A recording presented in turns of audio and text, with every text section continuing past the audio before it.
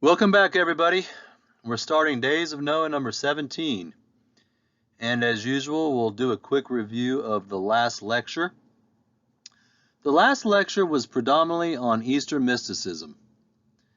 The band Coil and many other occultists and New Age practitioners all claim to use Hindu tantric practices to reach a state of altered mental consciousness.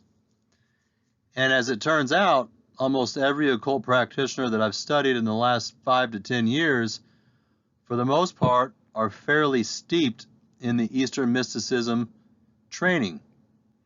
And so I thought that it would make sense to kind of peel the layer of that a little bit and see if we can understand the nuts and bolts of what's in Eastern mysticism. And it turns out that the primary mechanism by which these people connect with the spirit realm is through a concept known as transcendental meditation. Now, transcendental meditation leads to the manifestation of a spirit known as the Kundalini serpent. Now, the Kundalini serpent is said to reside in the base of your spine, and as you continue to practice transcendental meditation and you awaken the serpent, then over time, that coiled serpent begins to travel up your spine through the 7 chakras. Now, chakras are these neurological plexuses up and down your spine that control basically every system in your body. But they're more than just that. The body, the mind, the soul, the spirit, the emotions, that is all integrated in one giant system. And so these 7 chakras help control everything from your thoughts, your emotions, and physical attributes of your body, your blood pressure, your pulse rate, things like that, your bladder function.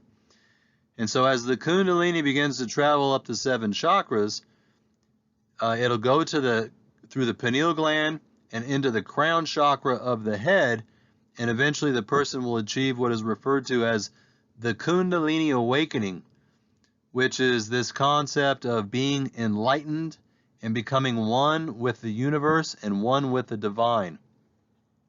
Now, at first glance, people will say that Eastern religion is pantheism. And pantheism, a good example of pantheism would be like Star Wars, the Force. There's this, the Force is this impersonal energy that you can tap into the world that is inside of everything. And so that's on the surface, that's what Eastern mysticism portrays. But when you start to peel the onion a little deeper, you find that actually they do have specific gods and goddesses that have their own personal characteristics. And in particular, the Kundalini serpent is connected to the goddess Kali and Shiva. Now, if you recall from the previous video, Kali is the blue goddess who carries a sickle around, and she cuts the heads off of her victims and drains the blood into a bowl, and then she hangs the head around her neck as trophies, and she sticks her serpent tongue out, and she has the eye on her forehead. So she's an interesting character.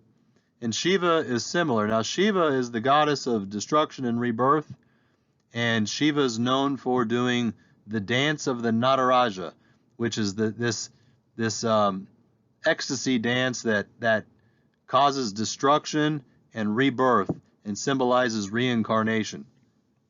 So when you're experiencing the Kundalini awakening, you're not just connecting to some random energy in the universe, but actually it's these specific Hindu gods that you're supposedly connecting with, and we're going to explore that more today. Now, as we mentioned in the previous episode, the Kundalini spirit is manifested specifically within your central nervous system, and therefore it can present itself in a number of different mental, spiritual, and physical symptoms that include out-of-body experiences, downloads from the spiritual realm, which is really important because along the way I'm going to be referring to people who received higher knowledge from the spirit realm, and they were able to prophetically describe things way before they happened, and people just thought that they were really genius. But in actuality, they had tapped into a higher consciousness that revealed to them this information.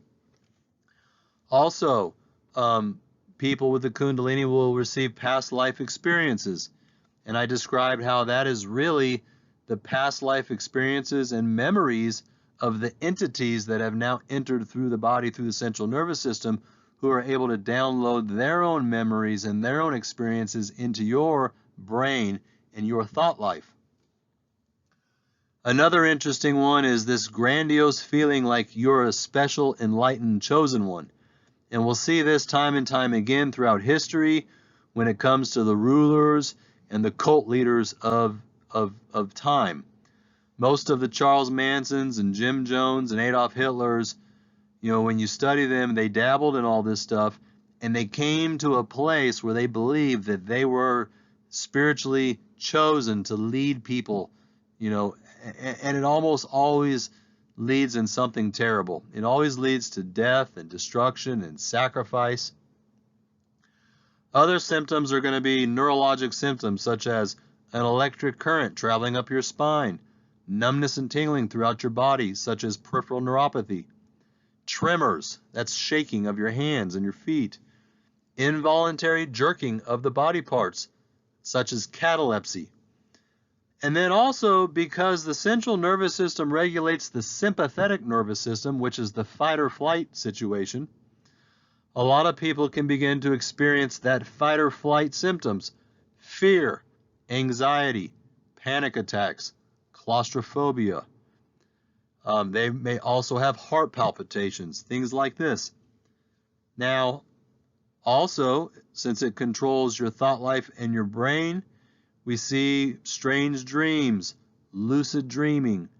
People can have altered sensory perception, and then also a lot of people can suffer from depression and anxiety. So you can see there's a multitude of symptoms. And I want you to keep these symptoms in mind, because later we're going to look at a lot of neurological and psychiatric illnesses that have a multitude of these different symptoms, and we just want to do kind of a comparison. Now, I don't think it's a coincidence that the Kundalini spirit is accessing the human body through the central nervous system. I've tried to display that over the last few lectures, that there is a clear and obvious link between the electrical system of the body and the central nervous system, and I think that this Kundalini spirit verifies that. It makes sense that if there's going to be a spiritual entity that clings to your flesh and tries to control your thoughts and your emotions and create a spiritual stronghold in your life where you're powerless over it, then it can't just affect your body, but it has to have a way of helping impact your mind, your thought life, your emotions. And so the central nervous system is what gives access to all of that. In the previous lecture, we also reviewed symbology, because I'm a firm believer that although the terminology can be shrouded in mystery, the symbols will almost always reveal the truth. And we try to demonstrate some of the comparisons of this Kundalini serpent concept with the biblical concept. And you may say, well, what are the similarities? Well, one, they both speak of a serpent. In the Bible, we have the wicked serpent, which is the cause of downfall to humanity. In this situation, we're dealing with a Kundalini serpent. Now, in the Bible, the serpent ends up revealing to mankind the tree of good and evil, or Gnosis, which is knowledge, and is referred to as Lucifer, the light bearer who's trying to enlighten humanity, if you will. Well, in the Kundalini serpent, as the Kundalini rises up your spine, it eventually brings you to a state of enlightenment. And then the third similarity is that Lucifer was a fallen angel. So he's an angelic being. And in the Kundalini serpent symbology, we always see the angel wings, which relates back to Lucifer, or the fallen angel. And so, in a lot of ways, there's a lot of overlap. And Eastern mystics have even confessed that they believe it was the Kundalini serpent that got into Adam and Eve in the garden and opened up their eyes to spiritual enlightenment, that they were spiritually blind before that moment. And they also subscribe to the idea that the Kundalini serpent opens up the deepest levels of your DNA to allow changes to manifest in your mind and your thoughts and your emotions in your body. And we described how there were DNA changes that happened in the garden, that the law of sin and death were inherited through Adam and Eve to every human being since then. But Jesus' sacrifice and his life and atonement and his resurrection have overcome that law of sin and death. So we went into a lot of details on this in the last lecture. And so we also discussed that there are different situations where there are false healings and laying on of hands and the transference of spirits through this occult power, because these people don't just achieve awakening, but a lot of these people with the Kundalini experience develop occult power such as clairvoyance. They're able to have some insight into the future through the spirit of divination, and some of them are able to lay their hands on you and heal you through a concept called Reiki. And I want to extrapolate on this for a moment. This is not to be confused with the healing medical disciplines that we have in the Western world. For example, if you throw out your shoulder and you go to your physical therapist and he assesses you from a biomechanical standpoint and tries to assist you in healing damaged or torn ligaments or tendons, that is completely different than someone trying to impart a spirit on you.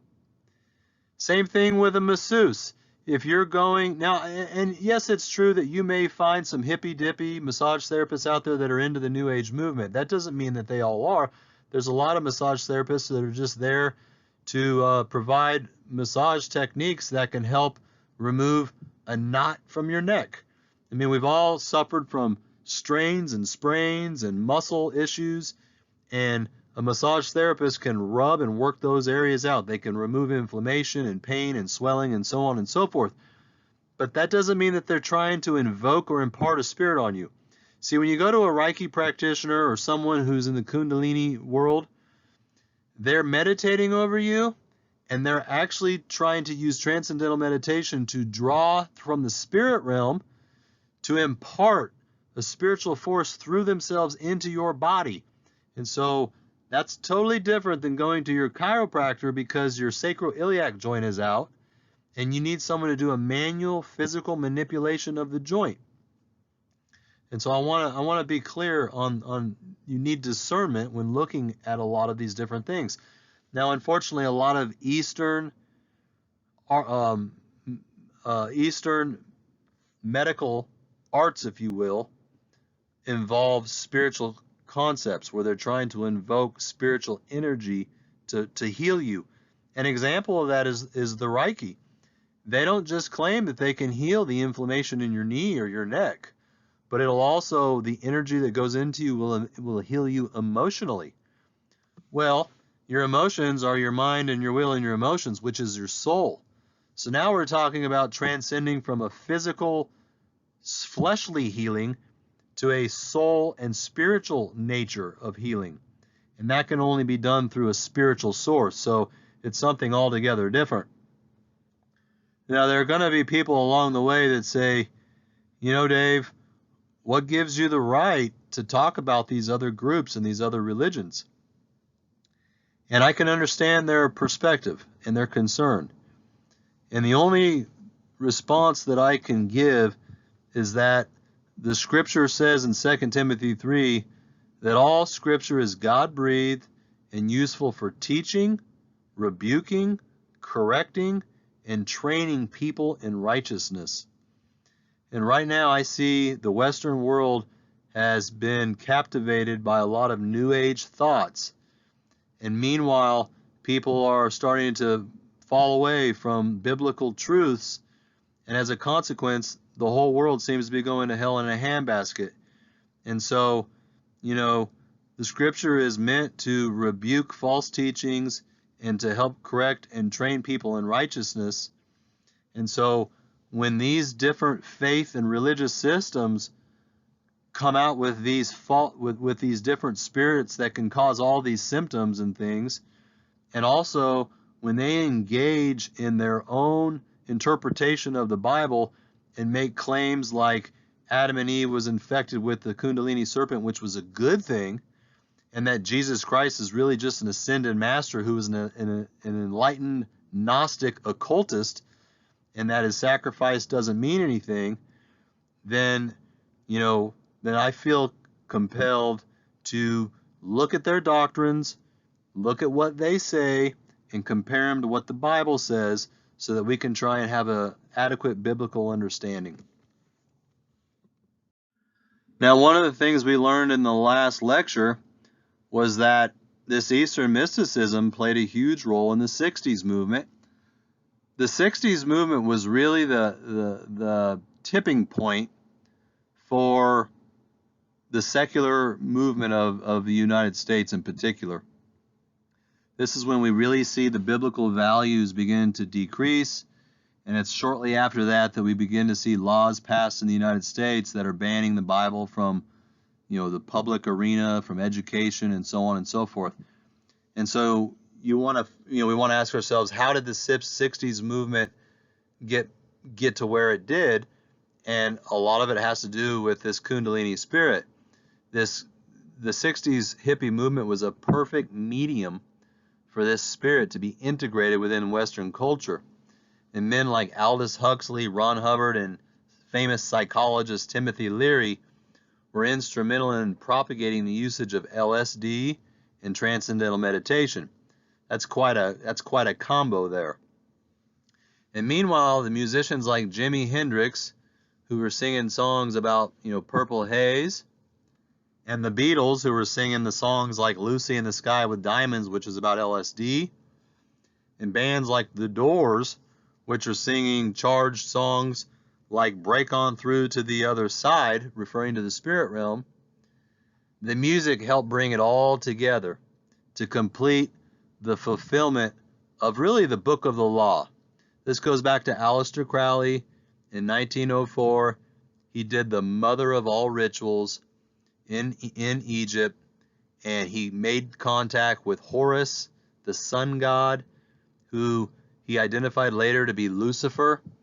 Horus represents the horizon and the birth of the sun in the sky, which brings the light to the world, and Lucifer is the light bearer. So they're just different names and different languages for the same person or entity. And since Crowley hooked up with Horus and Lucifer were able to pour out a tremendous amount of prophetic knowledge into Crowley when he channeled his book called the Book of the Law. And the Book of the Law describes the 20th century and how there would be this new age mentality that would be birthed.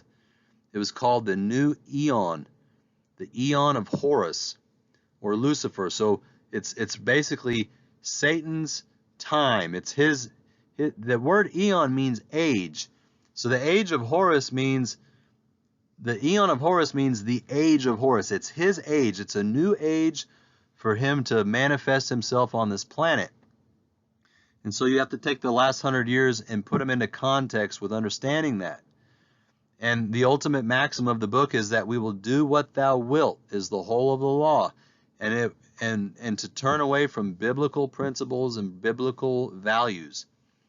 And so really all it is just the Antichrist spirit that the Bible said was going to manifest in the last days. It says in Timothy that in the last days men are going to be lovers of themselves, lovers of money, that the love of many people would grow cold, and all of the different, it talks about them being selfish and prideful and boastful and evil. And so it's just this spirit manifesting, and all of this is the fulfillment of that book that Crowley wrote. And part of the fulfillment of that book is through Eastern mysticism. It's when Crowley traveled to Tibet and got a guru and learned to do the transcendental meditation, that was really when he became opened up to the demonic realm, and everything moved along from there. And it's not a coincidence that you see people like down here in the bottom right hand corner, we have John Lennon, whose nickname was Captain Kundalini, and they're there with their guru. And these guys admit to taking mind-altering drugs and meditating and then allowing the music to just flow out of them naturally when we know that there was a demonic entity that was working through them that produced the lyrics and the music? The same lyrics and music that Charles Manson listened to and received a message. So we have to understand the supernatural sophistication of this spirit. So Aldous Huxley, Ron Hubbard, and Timothy Leary had a profound effect on the 60s era, and they were able to blend Eastern practices within the Western world. The rebellious spirit of the hippie movement, along with the drugs and the music, was a perfect medium for the Kundalini spirit to come in. And this helped further encourage the devaluing of Christian values and principles, including the denial of the deity of Jesus Christ, for that of a spiritually enlightened and highly evolved occultist or ascended master. And we're going to discuss this later in this series.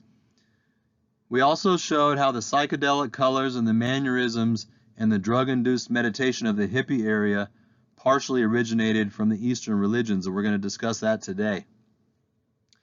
And then lastly, the last part of the review, on the last time, we discussed how the hippie movement eventually burned itself out in the U.S., and it transferred to Goa, India, where it would evolve into the industrial electronic acid trance music under the leadership of a man named Goa Gil. Now, I think this is a really important point. This really is the solidifying proof of how much Hinduism played a role in American 60s hippie movement. As that movement began to phase out, they already identified with Hinduism. So what did? They all moved to India, and the movement continued on there. Now here's a picture on the right of Goa Gil, and we're going to spend a little time looking at this guy. He's an American guy, interesting guy. Now I want you to notice he's sitting in the Himalayan mountains, at the base of the mountains. He's sitting in what we refer to as Indian style, which comes from India. That's the position you get into to be like Krishna or Buddha, to meditate. And as you can see here, he's meditating, and notice that we see a picture of the goddesses Kali or Shiva with the many arms and the multiple heads and the third eye, and it's Shiva who's beaming down this energy and vibration into Goa Gil. So he's not just hooking up with some, they talk about pantheism as if it's this non-personal force, kind of like in Star Wars, where the force is just an energy source. But then when you really get down to it, they do have specific entities that they're praying to. And in this image, we see that Goa Gil is praying to the multi-headed, multi-armed Shiva. So when you see the hippies movement, lots of pictures of them sitting around in Indian style, playing the guitar. They've got the long hair. All of that comes from Hinduism. Here's a picture, and Buddhism. Here's a picture of Buddha or Krishna in the center, in the top right, or the top middle. And you see his legs are folded, and he's meditating, and you see the aura around him because he's receiving that Kundalini energy. And then you compare that to the image, these other pictures around us, and you'll see that all of these pictures where people are sitting and have their eyes closed and they're meditating, that all came into Western culture. It came in back in the Theosophical movement of the early 1900s, but it really took hold during the hippie phase of the 1960s. Same thing with the color spectrum. Yes, it's true that when you take psychedelic drugs like LSD, you have much more vivid color spectrums. So the drugs help produce the whole psychedelic era. But also, when you study Hinduism and you study the Kundalini spirit, you'll find that the chakras are all associated with different color spectrums, and they're all fluorescent colors. So here in the middle image, you can see these bright yellows and greens and blues and reds, and that's the same color spectrum that we see over here on the left when we look at this flyer of the 60s, of the psychedelic 60s, where you see, Janis Joplin and the Grateful Dead and Jefferson Airplane, and as you notice in the middle of his forehead, there's the third eye lit up. So I'm just trying to demonstrate that the 60s were more than just sex, drugs, and rock and roll. They also involved Eastern mysticism. And when you look at things like the Beatles and you look at the clothes they're wearing, and you compare that to these chakras up here, you see the red and the yellow and the green and all the blue. And so there was a big impact on Hinduism and the color spectrum mixed with LSD. And don't forget, of course, that this is one of the Beatles albums that has Aleister Crowley right here in the top corner. And it's the same for a lot of words that have come into our society. You have words like diva. Diva is in reference to a Hindu goddess. You have words like ganja, which became really popular in the 60s. The reason it became popular is because ganja is the Hindu word for hemp. And they were so deeply into the Hindu movement in the 60s, the free love, and a lot of, if you study a lot of Hindu tantric principles, it has to do with free love, altered mental status with mind-altering drugs, the different colors. And so here's a perfect example of this image here on the bottom right. Smoke ganja and not guns. That was the movement. So we have to be able to see that the timing was really, really interesting. You had a lot of young 20-something-year-olds who were born in the 40s and 50s. They were raised in strong Christian families. They were taught about the truth of Jesus Christ and his sacrifice and resurrection. And then the 60s came along. The sex, drugs, and rock and roll movement began. The music, which we've already seen in previous studies, was all charged. It began opening them up to the occult world. They started questioning everything that they'd learned. And then the Eastern mysticism helped popularize this concept of the Christ consciousness, in which Jesus really isn't the Son of God, but rather he's just an ascended master who became enlightened by practicing Eastern mysticism and learning how to evolve. And so we see these images of Jesus as being just another person who was just a really enlightened guy. He learned how to do transcendental meditation. He learned how to bring in the Kundalini awakening. And by receiving that Kundalini awakening, he tapped into his own DNA and into his inner, deeper consciousness to a level where he was able to perform magic and prophecy. And so all the things that he did really wasn't, what the Bible suggests it was, but it was really just an ascended master occultist who the rest of us misinterpreted as the Son of God. And this was the perfect timing because these hippies were already into a rebellious, they were already taking on this rebellious attitude and spirit anyway. And so for the ones who are maybe struggling with walking away from Christianity, these Eastern concepts kind of helped explain things in such a way that they could, in good conscience, let their Christian faith move away. And so, these kind of books like this one here, Jesus, A Story of Enlightenment by Deepak Chopra, who basically, they're redefining the scripture. The scripture makes it clear. We've reviewed these verses in the past. They make it clear that Jesus is the Son of the living God. And, that all power and authority has been given to him, and that, every knee should bow and every tongue confess that he's the King of Kings and Lord of Lords. He is not just another ascended master. And you can see in the images here in the middle how, this is Jesus sitting here, and you see the different chakras. And so they've really manipulated the scripture significantly. And all this culminated in events like Woodstock. And you have to appreciate how powerful this anti-Christ movement was, because really, that's really what the hippie movement was.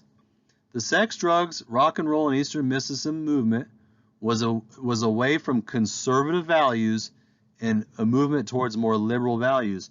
And so it was an anti-Christ spirit that had taken a hold of this entire generation of people. And here you get to see an example of it. Look at all these people. It's unbelievable. And we see the things like the buses that came out, make love, not war, don't worry, be happy, and of course you've got the yin and the yang, which is a Buddhist symbol. Anybody who denies that the hippie movement was off the heels of Eastern mysticism needs to look closely at the symbolism, because you've got plenty of images. Right here in the middle is a guy sitting like Buddha. Over here on the front of this bus on the right is yin and the yang. This is the Eye of Horus, which represents the pineal gland in one of the 7 chakras. So I assure you that Eastern mysticism played a huge role in the 60s movement. This is also where you get some other interesting things like Scooby-Doo and the Mystery Machine, which obviously is a representation of the 60s. And we see, with the characters of Scooby-Doo, we see all the bright colors. Scooby and Shaggy are always hungry. They're always acting like they're stoned, and they're always looking for Scooby snacks, which, there is such a thing as a Scooby snack, which is a drug. And so, it's not a coincidence that they're always seeing ghosts and spirits and things like that throughout their programming, because, in the 60s, this is when people were trying to break on through to the other side, to the spirit realm. And so there was just a lot of subtle programming going on through some of the television programs at that time. So as the drugs became illegal in the United States, the hippie movement transferred to the beaches of Goa, India. And it grew so fast there that in 1971 they built the first luxury hotel and resort that was developed for tourism. It was in Goa. Goa is where the new form of music developed known as trance music. They would have psychedelic parties, and this really became the precursor to raves that we see in the 1980s in North America. The music would become known as the acid trance or Goa trance music. And the music was dedicated to the Hindu goddess Shiva, who is known as the Lord of the Dance. So for centuries over in India, whenever they would get on these drugs and do the transcendental meditation, they would become so ecstatic that they would start going through a hypnotic dance-like movement, and it's called ecstasis dance. And Goa Gil is one of the founders of the psychedelic acid trance music, and he would describe trance parties as a trance dance experience. He describes the dance experience as active meditation in which you go beyond thought and mind and raise your consciousness beyond infinity. He goes on to say that since the beginning of time, mankind has used music and dance to commune with the spirit realm and the spirit of the universe. And he's right, they have. You go back in the Old Testament and you see all the different pagan nations. All the different pagan nations were into all this stuff. There's nothing new under the sun. This goes all the way back to the pre-flood culture. But again, the Bible tells us who the spirit of nature is and who the spirit of the universe is. Mother Nature, as we refer to her, and the spirit of the universe are none other than Satan in the demonic realm, because he is the god of this world, and he's controlling all those things. And so when the Beach Boys are producing songs called Good Vibrations, they're talking about they were New Agers who were living with a Manson family, and they were talking about doing transcendental meditation and allowing the good energy or the good vibrations to come into you. It's this same spirit we're talking about, this Antichrist spirit. It's not a coincidence that whenever you let the good vibration in, or whenever you connect with the spirit of the universe, that you just naturally want to put your Bible away and stop worshiping Jesus Christ. That is not a coincidence, because it's a lying, deceiving, counterfeit spirit of the universe. It doesn't seem to be this obvious Antichrist spirit, but every single person who adopts the spirit of the universe, this New Age spirit, always go against the Bible. So I can assure you it is this Antichrist spirit that the scripture talks about. And these are just pictures of Goa, India, excuse me. Bottom left, you see, people as far as the eye can see. They had communes, where they were free love, free sex, free drugs, transcendental meditation. This was the birth of the trance dance experience and the psychedelic trance music. So it was a pretty interesting time. So let's just take a minute and take a look at one of the fathers of this trance music movement. His name is Goa Gil. He's an American-born DJ. He's a remixer of music and a party organizer. And he's one of the founders of Goa Trance and the Psy-Trance movement in electronic music. Now, we've already spent a lot of time studying electronic music, and I've already revealed the origins of that music. Does that mean everybody who plays electronic instruments and electronic music is some kind of evil, wicked person? No, I didn't say that. But I did show you the roots and the origin of it. Just like we showed you the roots and origin of makeup and perfume. The fallen angels taught women that before the flood in order to create a more promiscuous environment. Does that mean that every person who's wore makeup and perfume since the flood is an evil, wicked person? No, obviously not. But that's the point I'm trying to demonstrate is this is the power of the supernatural spirit, that it's able to captivate the whole world. It's able to deceive the whole world. We live in the matrix, and there's been a false four-dimensional paradigm that we've been placed in, and we don't always necessarily understand the origins and the source of everything. But as you become unplugged over time, you begin to see the real reality of everything. Even your music that you listen to every day, most of it's charged. Most of it is designed to change your vibration and your frequency to pull you away from God and Jesus Christ and the Holy Spirit. And so now there are people who've embraced the electronic music, even though it was demonically inspired, and they've poured themselves into it through the power of the Holy Spirit, and they've made some beautiful music. And so there's still some great Christian music, and music has a lot of power and influence in people's lives. And so everything, the devil doesn't own music. Everything can be used for good and everything can be used for bad. But I can assure you that this Goa Psy-Trance music is not for good, and we're going to go into the depths of it here in a moment. So this guy, Goa Gil, was raised in California, and he witnessed the birth of the hippie music and acid rock. So see, he was influenced by all this. He was born in the 40s. He grew up in the 50s and 60s. He was into the occult. He was into Eastern mysticism. Once he started letting the spirits come in, he began to have this renewing of his mind that would take him to these places that he shouldn't have gone. And this is where after he left San Francisco in 1969, he moved to Goa, India, where he became a yogi under the guru Maha Saraswati. And he began to mix outdoor electronic dance parties with Eastern mystical concepts, and this birthed something called the Psy-Trance movement, which is an interesting name because the word Psy, P-S-Y, is shortened for psyche. Now, we're going to spend a lot of time in the next lecture going through psychology and psychiatry, and we're going to get into the origins of the word psyche, P-S-Y-C-H-E.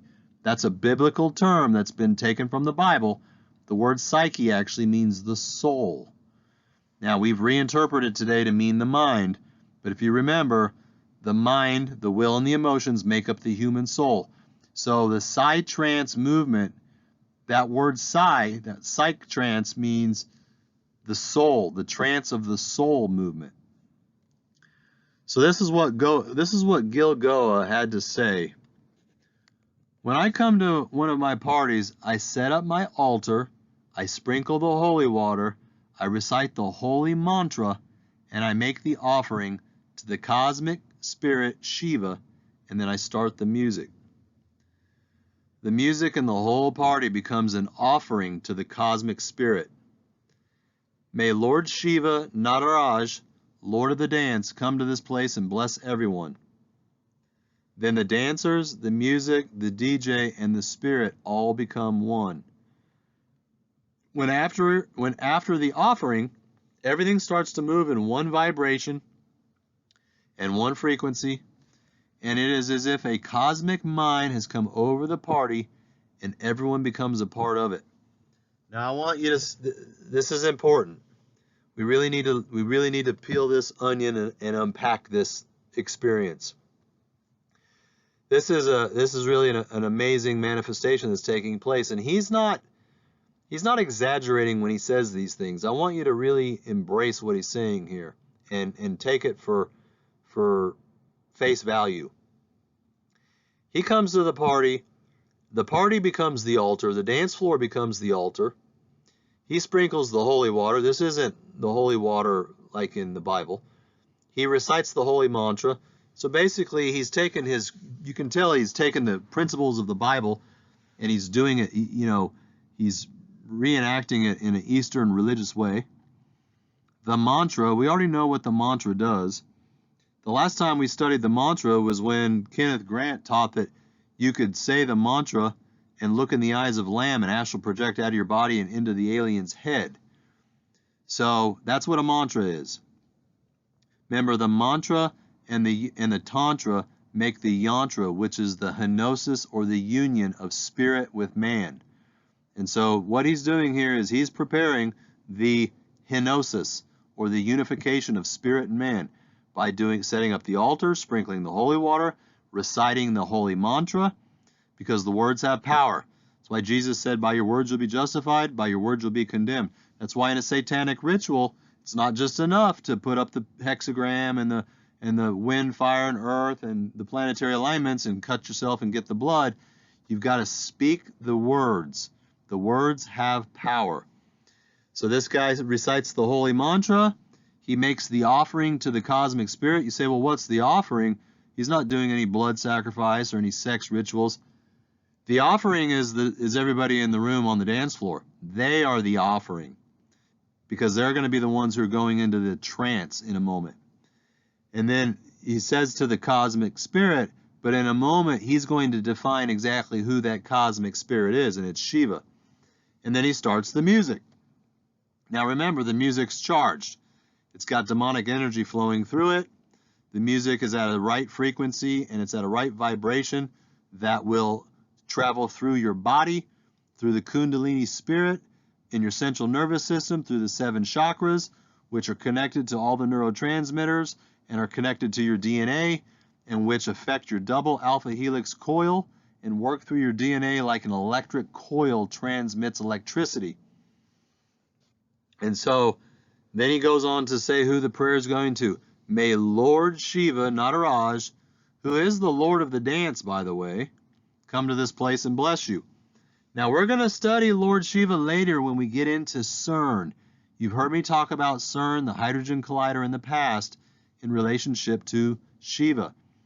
When Shiva does the dance, she spins her 8 arms as fast as possible in a circular motion until she breaks the boundaries of space and time and opens up a portal to a higher dimension, to the spirit realm. And that's what the hydrogen collider is going to do, which we're going to look at that here in a few chapters from now, and that's going to be a really awesome lecture. And that's what this Lord of the Dance does. This cosmic Lord of the Dance opens up a doorway to a higher dimension for you to transcend past the 5 senses and go into a transcendental state to commune with the spirit realm. Continuing on. Then the dancers, the music, and the DJ and the spirit all become one. That's the henosis. When after the offering, everything starts to move in one vibration, and it is as if a cosmic mind has come over the party and everyone becomes a part of it. See, this music has a very hypnotic beat to it. Everybody starts to move to the music, and all of a sudden they find themselves hypnotized and mesmerized. And everything becomes so perfect in the moment that you start to feel chills up your spinal column. That's the Kundalini serpent. And that feeling continues and intensifies until it feels like a cosmic orgasm. And that's that Kundalini serpent working through your central nervous system, working through the pudendal nerve, which goes to your genitalia, working through all the nerves that go through your diaphragm and your nipples and all of the different sensitive areas of your body. And before long, under the mind-altering drugs and the music and the psychedelic lights, you're having this ecstatic experience. And then, and this is what he says, and then in the best parties, boom, it comes like a supersonic electrical current of light that flashes through everyone simultaneously. This is the light of Lucifer. That is when the seed is planted. It is then up to those who've received it to nourish it and make it grow. So this is it. This is why the Bible says that those who walk in the flesh cannot walk in the spirit, because they're at odds with each other. Satan works through the flesh, and this is the ultimate fleshly experience. Your eyes, your ears, your nose, your feeling, all 5 sentences are just being totally increased to the point where you finally come to this Kundalini awakening moment where you have this supersonic electrical current flow through you, and it's orgasmic. And I realize it sounds amazing. It sounds really, really amazing. But this is where the hook comes. You know, the hook has to have a really juicy, tantalizing shrimp on it to get you to go to the false counterfeit light. And now the people who receive this spirit, it's in there. Goa also speaks about undesirable energies that will manifest during this experience. He says these things happen during the course of the whole day and night. Sometimes it takes a while to exorcise all of these demons and get the people all moving in one vibration. Isn't that interesting? So he's already admitting that there are demons that are manifesting through this experience. Then he goes on to say, when it happens, it is if space and time have disappeared and there's only one being here and now. And it is as if my heart is communicating directly with the hearts of the dancers, each one individually, and yet all at once. This is just fascinating. It was not a slip, a Freudian slip, when he said that it's almost like space and time have disappeared. Because that's what happens when he says this moment comes, this boom, this supersonic electrical current. For a brief moment, all of this highly occult and demonic energy inside of this ritual, combined with the water, the altar, the sprinkling, the holy mantra, and this cosmic spirit, this is just one big giant satanic ritual, if you will. And that always, magic, we've discovered, is not just some weird mystical experience that nobody understands. Nobody's never understood magic until quantum physics. But now through the understanding of quantum physics, we're beginning to understand that that's what magic really is. It's just quantum physics. And so these rituals allow the quantum physics to create a doorway through the barrier of space and time, and that lets this cosmic entity, Shiva, which is really Lucifer, come in, and he's able to infiltrate the entire room through their central nervous system and unify all of them and make them all one. That's why it says in the book of Revelations that the Antichrist spirit gives everybody one mind. We call this the beehive mentality, where you have the queen bee and then all the worker drone bees, kind of like an ant farm. They're all connected. They all have one spirit and one mind. So to me, this is just basically a large ritual, very similar to what Alexander Scriabin had described when he said he was going to do the Mysterium. If you recall, he was going to go to India, go to the Himalayan mountains in Tibet, and he was going to have thousands of people show up, and he was going to have thousands of entertainers, and he was going to try and expose everything he could with all 5 senses. There's going to be this hypnotic music that he invented through the Theosophical Society. He channeled that music. He was going to play the music for your ears to hear. There were going to be misters and smoke and strobe lights and people dancing and doing rituals. They were going to be wearing white robes, and it was going to go on for 7 days in a row. And he believed, as the occult power manifested through the Himalayan mountains, and all of the magical cosmic energy flowed through the thousands of people who were participating in the cult and the 5 senses, that eventually it would open up the mother of all doors that would actually crack the time-space continuum in such a way that all humanity would evolve to a higher dimension. This is known as the New Age, the Age of Aquarius, the golden age that the New Age movement has been waiting for. And this guy, Gil Goa, he's just created his own miniature mysterium. It's not thousands of people. It's only, 100 people in a club, but it's got all the characteristics that you need. And so, if I would have told you before you started watching all this that you can go into a club and hang out and pick up a spirit, you'd say, nah, I don't believe that. I don't believe in that kind of spiritual stuff. Well, guess what? You'd be wrong.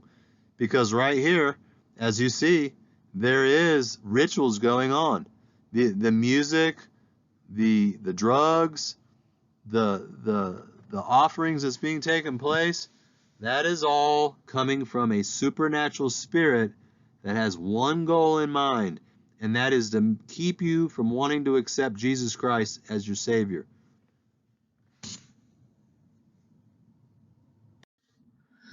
So here's a picture of Shiva Nataraja, the Lord of the Dance. It's the master of ecstasy, dance, and shamanic trance. He dances the dance of creation and destruction. Shiva Nataraja holds fire in one hand and a drum in the other. He wears the crescent moon on his head. The earrings in his ears do not match, indicating his androgynous nature. And he has the serpent wrapped around his neck, representing the awakening of the Kundalini spirit. So we kind of see some similarities between this guy and Baphomet. I mean, Baphomet's pointing up towards the moon. Baphomet is the androgynous male-female combination. Baphomet has the serpent on he's holding the double-coiled serpent traveling up the staff. So there's a lot of similarities here. But this is an image of Shiva over here on the right. Now what's fascinating is how popular this guy Goa Gil is. This isn't some guy who just hangs out in some little spot in India. If you Google him and look at all of the different places he goes to about 15 to 25 different cities in every continent every single year for the last 20 years. Here's images of him going to Japan. Up in the top right is Santiago, Chile. In the bottom right is South America. And there are so many more. Now it's interesting on the top right, classical New Age, Eastern mysticism, you see all kinds of aliens and spaceships. It's been a while since we talked about the extraterrestrial movement.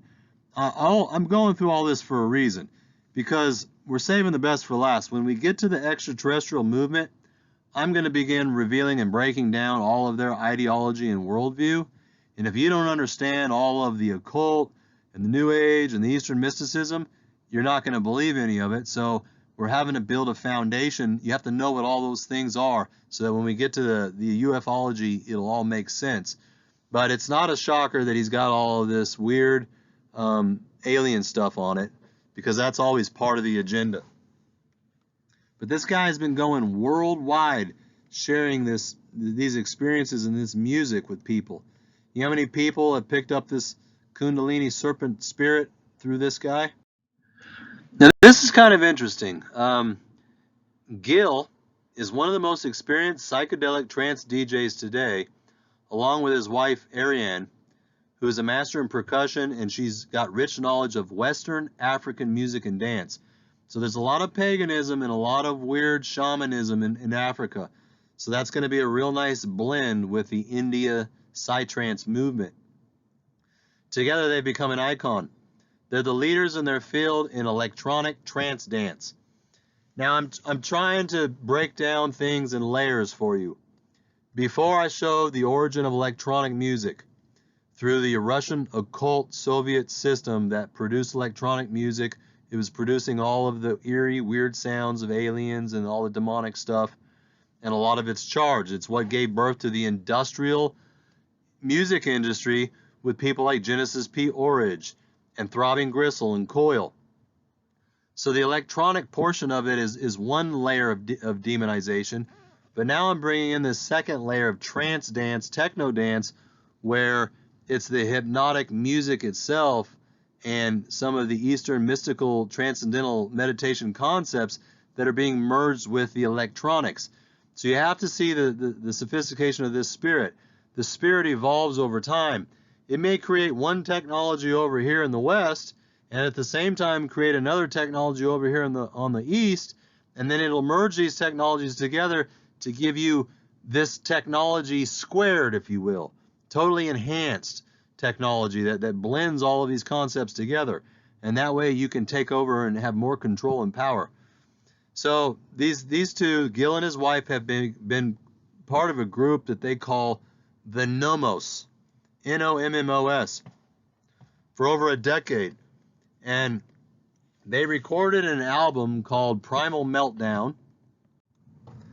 Now, Primal Meltdown is a psychedelic consciousness which they describe as innovative and futuristic, and at the same time, it's very tribal, savage, and dark. When you hear the words tribal, savage, and dark, you can think of Satan right there. The album was recorded in San Francisco and in Goa, India. The two leaders of the whole 60s movement. Now, what I find interesting about this name that they picked, they named themselves the Nomos Band after an ancestral spirits that are worshipped by the Dogon people of Mali. Now, the Nomos are usually described as amphibious, hermaphroditic, fish-like creatures similar to that of a mermaid.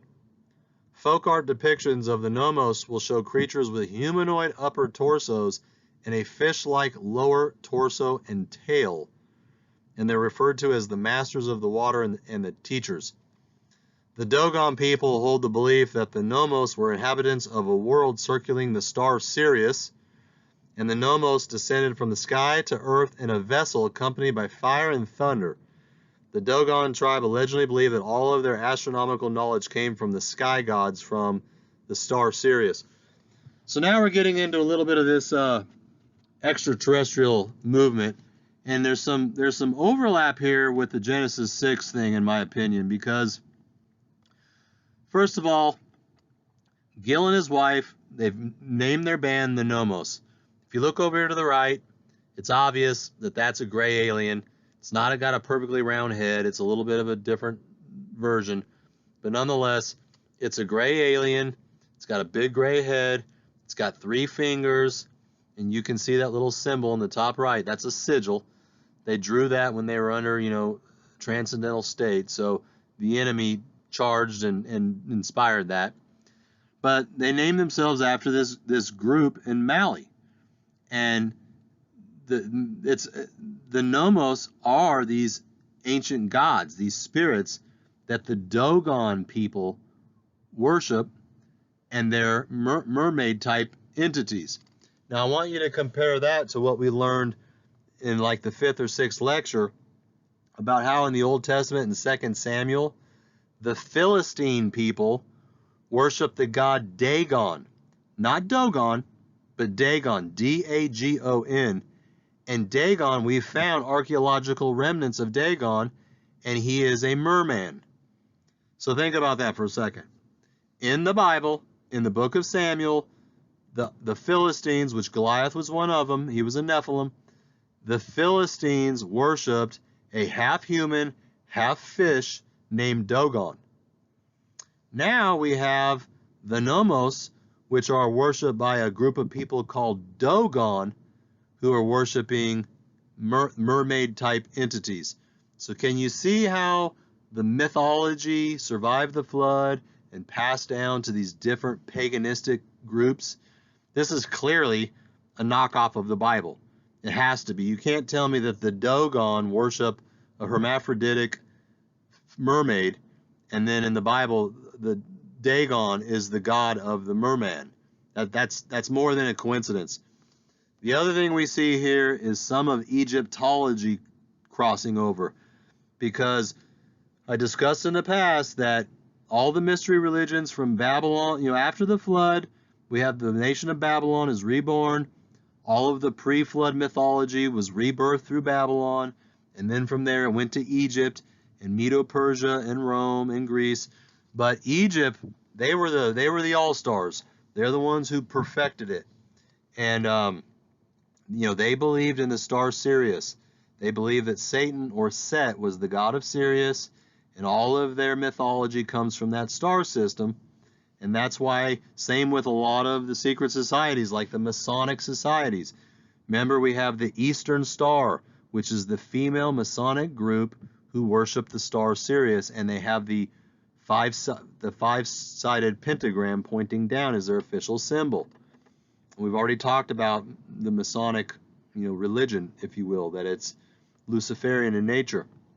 So these Dogon people believe that these Nomos, these spirits, came from the star Sirius, and that's where all of their astronomical knowledge came from. Well, they're right. The fallen angels did come from the outer stars, and they descended upon humanity. They descended upon Earth in their spacecraft, or however they came down, and they manifested on this planet, and they slept with the women and did all the things that they did that we discussed in the first 6 or 7 series. And so this is just all of that mythology coming to light, thousands of years later. So I'm going to play a little bit of this psytrance music. I want you to imagine yourself in a nightclub, smoke, strobe lights, everybody's on acid or ecstasy, and you've been doing transcendental meditation, and you're in that ecstatic state. And then this music's been playing the whole night. And initially it doesn't sound like much, but after hours of this, we've already seen the power it has in mesmerizing people.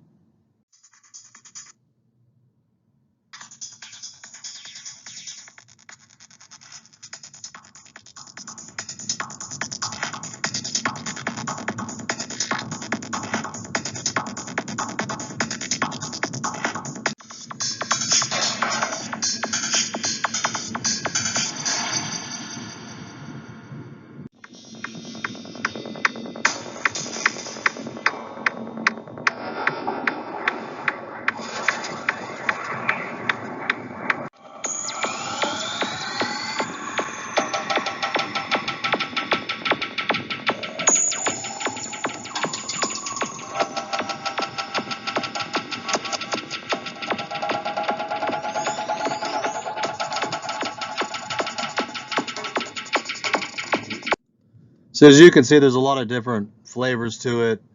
If you listen to it, it changes, the trance, the hypnotic beat and everything changes. The different instruments that come in change throughout it. But it's a very interesting electronic trance music.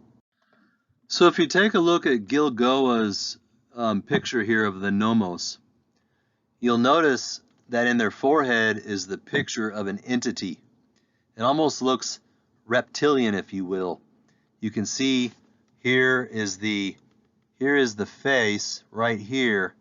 Here's the eye and the other eye next to it, and the nose and the mouth. And so it's almost like this gray alien on the outside, but on the inside there's something hiding in there. And I think that's really interesting. There's a concept that we're going to see come up in the future called the avatar. And many of you have probably seen the movie, and actually if you look down here on the bottom right, you'll see that there's a little Buddha inside of a circle with the word avatar underneath it. Now, most people don't realize that an avatar is actually a Hindu word. It's actually avatari, and it's a Sanskrit word in India which means descent or crossover. It has to do with the gods descending down to planet Earth. And it actually represents the material appearance or incarnation of a Hindu deity on Earth. And so what an avatar really is almost like this biological suit that serves as a medium for an avatari spirit to enter into. And this is a very Eastern Hindu concept. And so, for example, this alien right here is the avatar suit, but really on the inside is this reptilian being. And when you watch the movie Avatar, you kind of see this play out. If you look to the right, this is an image of the movie The Avatar, which was a really cool movie. And you'll see a couple things about him. Number one, he has the downward pyramid on his forehead. We talked about the as above, so below mentality. The pyramid pointing up is man trying to reach the deification process. And the pyramid coming down is the spirit world descending upon us.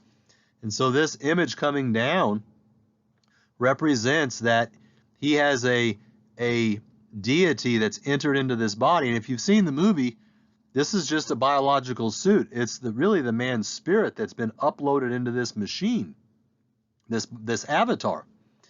And so it's not a coincidence that you see the downward triangle. We see the third eye is highlighted. We also see the circle, which is the Ouroboros, the snake eating its tail around his neck. But if you look at the color of him and compare him to the Hindu goddesses and gods, he's the exact same color as Shiva, because these Hindu gods are avatars. And this concept is gonna become important when we get into ufology and we start talking about the extraterrestrials and how they're very avatar-like. Also, you'll notice down here the genie. It's not a coincidence that the genie is blue. He's an avatar as well. He's a blending of Islamic and Indian tradition. Now, the word genie comes from the word jinn, J-I-N-N, which is a word we see many times in the Quran in reference to demonic spirits. And so, if you're Islamic and you study the Quran, then instead of talking about demons, you talk about the jinn, which come from Satan. And the jinn are genies. That's where the metaphor of genies come from. But notice how he's blue again. So this avatar concept, I'm just introducing it to you right now because we're going to see it again when we get into the transhumanism movement, which is there are going to be really fascinating studies on that, because where we're headed is the merging of AI and mankind. We're heading to man and machine are going to become the new age Nephilim. Before, the Nephilim were spirit and human. Today, it's alien and human, which we'll get into when we do all the genetic things that are going on in the UFO movement. But in the future, it's going to be machine and human. And they actually even have a spirit within the transhumanism project called the Trance spirit. And believe it or not, it's based on Hinduism, and it talks about how the way that they're going to be able to upload the human spirit and consciousness into an artificial device is through this concept of the avatar. And we'll look at that a little deeper later. So it turns out that trance is a genre of electronic music that emerged from the Indian state of Goa during the hippie era of the 1960s and 70s. Now keep in mind, there was also an electronic music movement that was happening in the United States. So I find that to be really interesting. We have two different areas where this music is developing. It's the same spirit, but we're going to see how this music kind of collides. Now, trance music is thought to achieve a state of hypnotism and heightened consciousness. So it's kind of like it's blending transcendental meditation with music and dance to open you up to the higher spiritual realms. This is portrayed in trance music by the mixing of layers with distinctly foreshadowed build-up and release. It's characterized by a tempo lying between 110 and 150 beats per minute, repeating melodic phrases in a musical form that distinctly builds tension and elements throughout the track, often culminating in 1 to 2 peaks and then drops. So you're in this club and the music starts thumping and the tempo starts going up, the lights are flashing, most of these people are on drugs or under the influence of something, and as the tempo builds, you start feeling yourself hypnotically building with it, and then it has a foreshadowed peak, and then boom, the bottom falls out and there's a release. And these people get all kinds of sensations, if you will, because all of their senses, their 5 senses, have just been totally elevated, and then boom, the bottom falls out, and then they start to rebuild again. It's pretty fascinating, actually. And so although trance music is a genre of its own, it liberally incorporates influences from other musical styles such as techno, house, pop, chill out, tech house, ambient, and so on. But essentially this would end up evolving into the rave phase that we see in the 1980s in the US, where people are taking psychedelic drugs like ecstasy and listening to the music. So the psychedelic trance music is just a subgenre of trance music in general. So what we see is that there's all kinds of different genres that have split off of the psychedelic trance movement, including darksy, which is dark psychedelic, forest, minimal, high-tech psy, progressive, psy-chill, psy-core, psybient, psy-breaks. So these are all different types of genres that have split off of the psychedelic movement. Now, the first hippies who arrived in Goa, India in the 1960s were drawn there for many reasons, including their beaches, the low cost of living, the friendly locals, the Indian religious and spiritual practices, and the readily available Indian cannabis. And during the 1970s, guys like Gil Goa, DJs, were playing all this psychedelic electronic music, and then it started moving over into the US and blending in with bands there like the Grateful Dead, Pink Floyd, and the Doors. And so in 1979, the electronic dance music in Goa, India, eventually evolved into the electro-industrial trance music that would flood Europe and the US. So there's all these different types of trance music. There's one called progressive psytrance, and full-on psytrance, and twilight psytrance. So they just go on and on. But this last paragraph I think is interesting.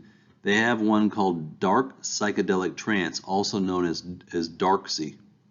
It's the heavier end of the psychological or the psychedelic trance spectrum with tempos around 140 beats per minute.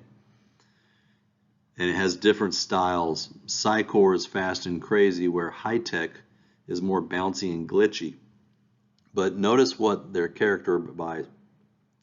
It's characterized of having obscure, deep, and eschatological background that leads into profound meditation of death, night, and transcendence, often with dismal sounds and heavy bass lines. So isn't that fascinating that the music tends to lean into that direction?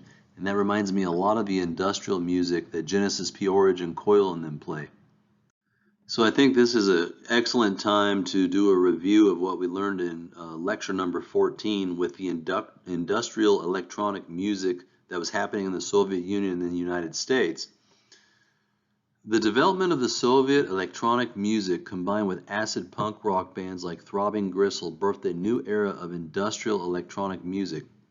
Industrial music is a genre of music that draws on harsh and provocative sounds. It's also known as electronic music because it employs electronic musical instruments, music synthesizers, audio signal processors, as well as electronic circuit music technology. Now, we've already discussed how the enemy and the spiritual forces can work through all the electronics. The term was coined in 1970 by the founder of industrial record label Throbbing Gristle and Genesis P. Orridge.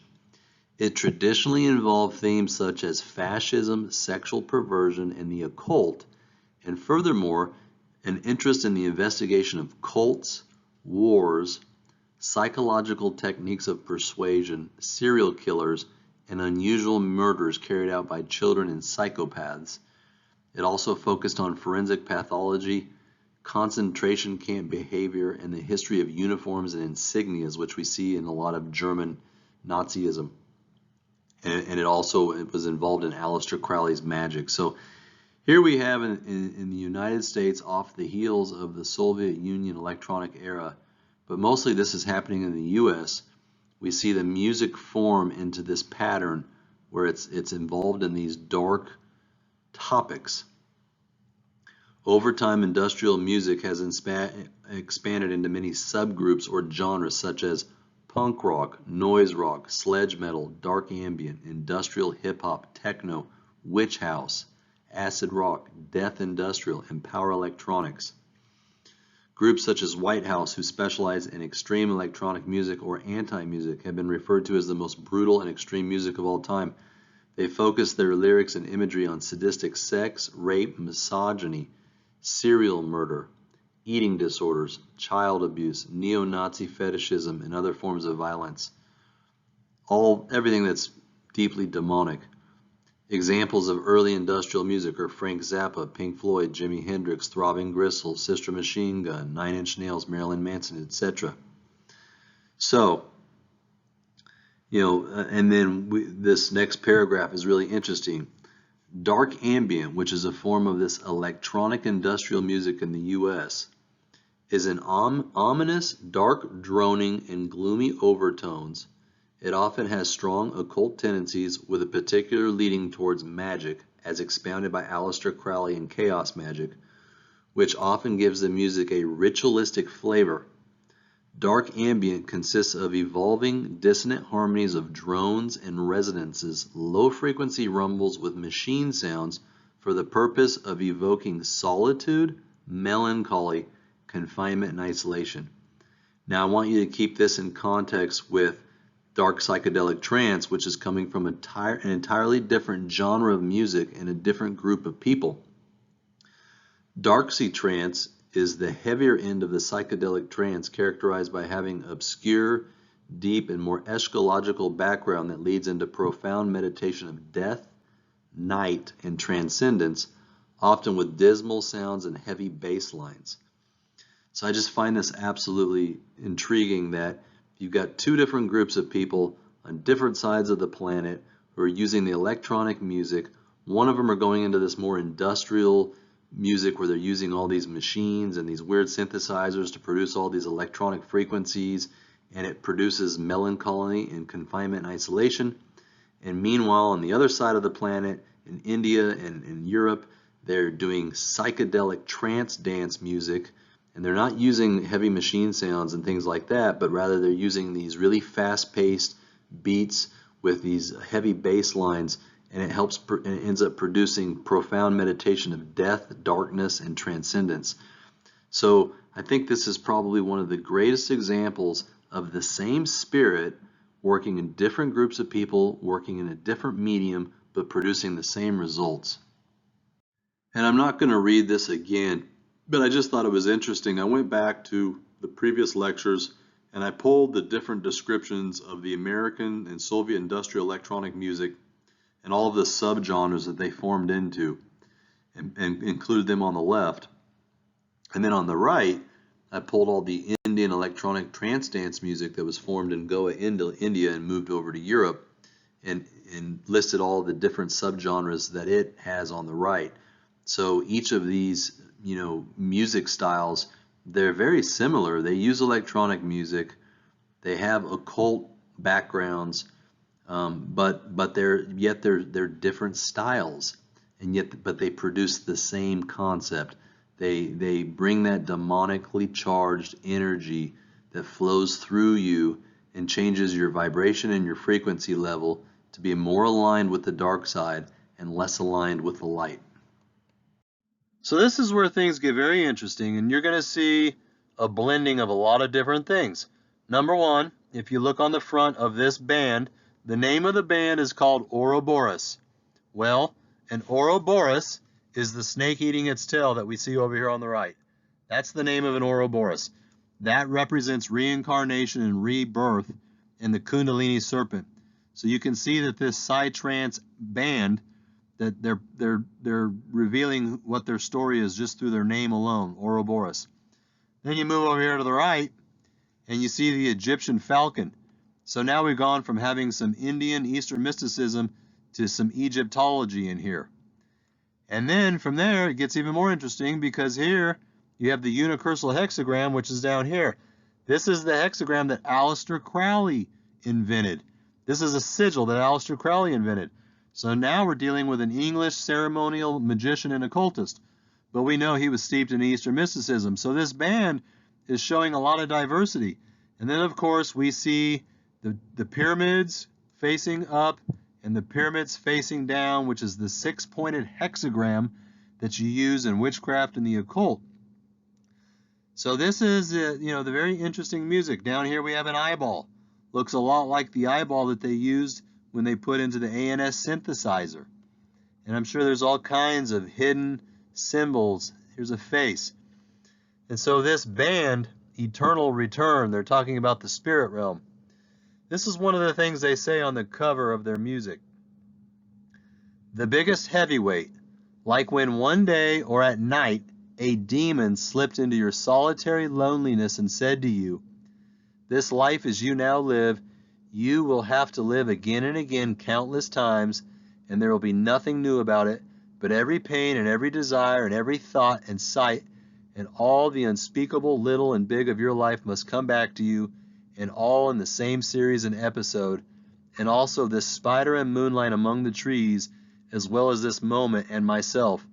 The eternal hourglass of existence is turned over and over again, and you with it, dust from the dust.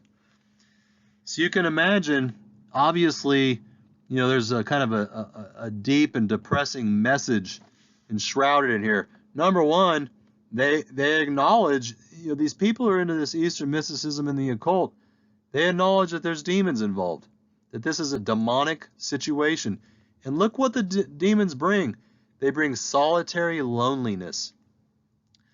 He's talking about this situation of like reincarnation where you have to live over and over again, and he says that your life is like an eternal hourglass that just keeps getting flipped over and over and over. So you can see there's a lot of dark undertones in this music. So let's just take a listen to it. Now, before I turn on the music, I want you to reflect on what Jonathan Dean said when he listened to the Coil album that they created on the ANS synthesizer that was full of a lot of electronic signals. He said by the third episode, he was receiving electronic messages from what he believed to be extraterrestrials, and that he had a Nikola Tesla moment, and that there was a manifest spirit through the electrical vibrations and frequencies coming into him. This kind of reminds me of this kind of music right here.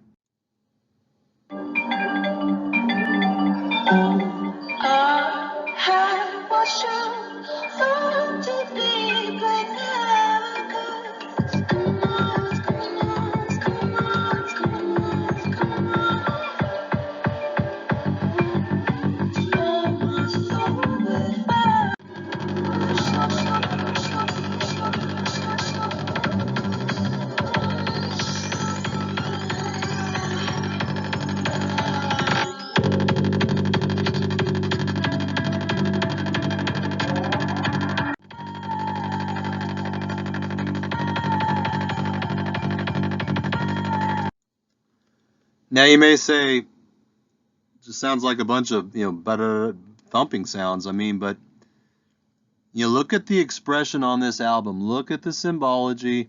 Look at how they describe their music. Put it in context with what we've learned, that they're in a transcendental meditation, that the music is charged, that it's electronic, and these people are in transcendental meditation as they're listening to this music, and this music is having an impact on them. Now here's another psychedelic trance band called Spruce Osk, O-T-S-K, and the art, the cover is very interesting. I'm not seeing any real symbols jump out of me. Here's the sun, but you can tell that it looks like channeled art, like we've reviewed in the past, that it was inspired. And but when you listen to what they have to say about some of their music, underneath this strange blanket we call reality, a perplexing dimension known as the Osk hides an ancient secrecy, protected by archaic magic from origins unknown. Scattered across the multiverse, the various realms of this vibrant world have only existed in lost texts from primordial times, discovered when the fabric of the universe were still being woven together. Legends say these forbidden teachings were burned, along with the wizards who study them, by powerful demons who swore to keep the secrets of Osk unearthed. Kingdoms erupted and fell, planets formed and crumbled, and time itself held a blade to the throat of these stories as they disappeared into forgotten history until now. That's a very interesting paragraph.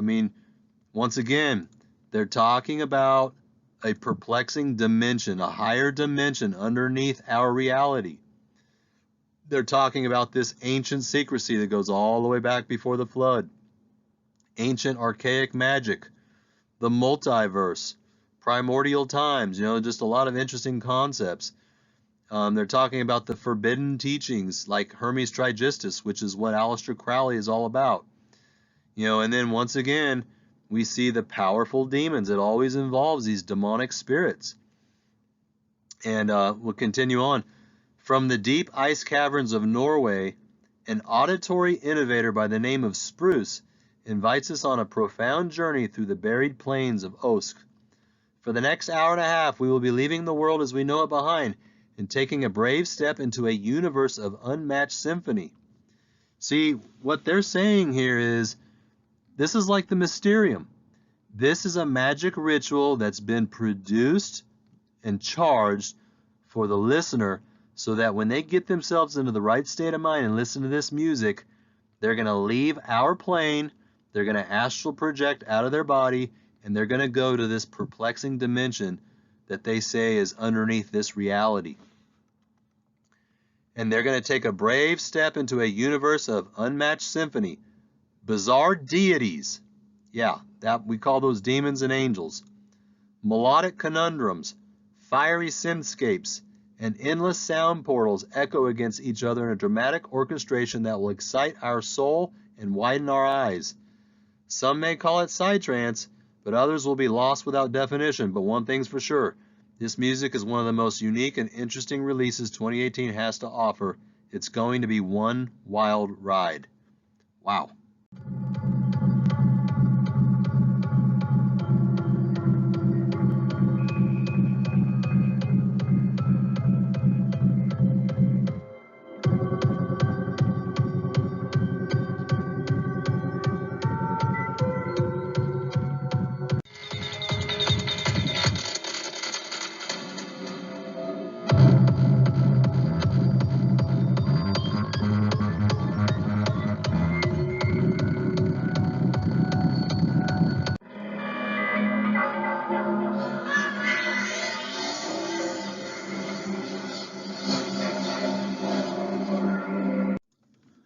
So as you can hear, some pretty interesting music, some pretty interesting the rhythm to it. It's very fast.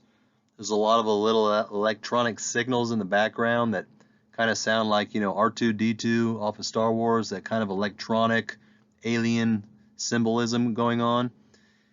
But you got to recognize that there's this supernatural spirit that's working through the music and is bringing people into a higher level or a higher dimension. So when you watch the video of what we just listened to, Spruce Osk, this is the picture that they display as you're listening to the music and you're getting ready to go through these different layers of dimensional planes. And I just thought it was really interesting. The first thing you notice, it's a three-dimensional picture. They're trying to produce depth in this picture as if you're looking down a corridor. These trees are helping produce the three-dimensionality and the depth.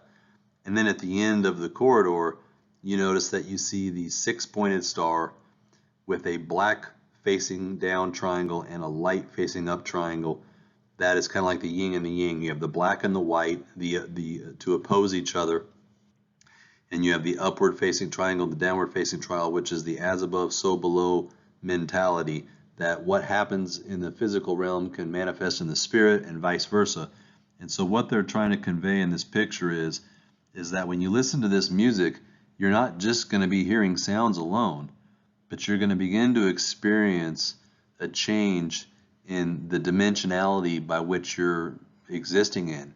You're going to begin to feel yourself, just like with transcendental meditation, as the energy and the vibration levels travel through the 7 chakras and reach that pineal gland and that crown chakra, you're going to begin to slowly feel yourself start to have this disassociation where all of a sudden you find your spirit coming out of your body and it's going to be traveling along the astral plane. And this is what Eastern mysticism and the occult has always been about, is going into the spirit realm and seeing what's out there and communicating with these spirit beings who are presenting themselves as familiar seducing spirits, and the Bible makes it clear that we're not to do it. So this trance music has really become popularized. I mean, there's a lot of young people in the big cities, the big underground areas of San Francisco and Boston, New York and LA. They have these big nightclubs, and now with all the technology, you see all the lights and the different motions, and you see all the people in there partying, and you see these concepts of trance is my religion, and in trance I finally found my religion. And And so trance music is a blend of hypnotic charged music, mind-altering psychedelic drugs, and Eastern mysticism to help manifest Aleister Crowley's New Age of Horus or Lucifer, which is to do what thou wilt is the whole of the law.